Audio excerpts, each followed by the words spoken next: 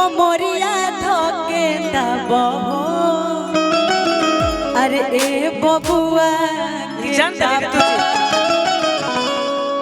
आप लोग अभी मंगली गीत बहुत ज्यादा गाती हैं। अभी चंदन जी बोल के गए कि लोग ओहू को नहीं के छोड़ा, लेकिन जनत नहीं कि बड़ा रे दिनन पर दर्शन दिहलु मेरी तुआ महीना। वाकई बहुत दिन बाद मिलल बड़ी हमसे, लगभग 6 महीना हो गए ना ऋतु एक साथ नर पगल नवरात्रि मिले। अच्छा अच्छा अच्छा आयो बबोई ठाना आसन लगा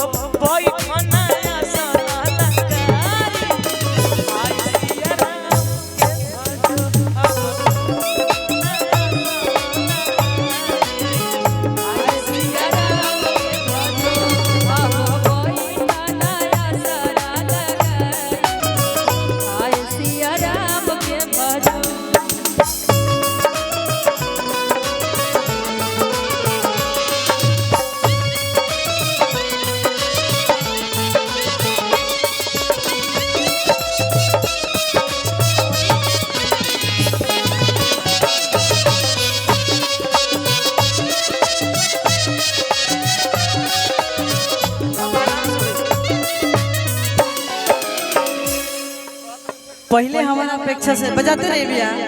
बोली बोली तनी रहला कि जौना चीज के उपलक्ष्य में जाल जात रहे वो गीत गावल जात रहा। अच्छा अब सिस्टम ही आ गेल बा कि कार्यक्रम कुछ और करहो गीत कहीं गावाता ना ना ऐसा कौन बात है।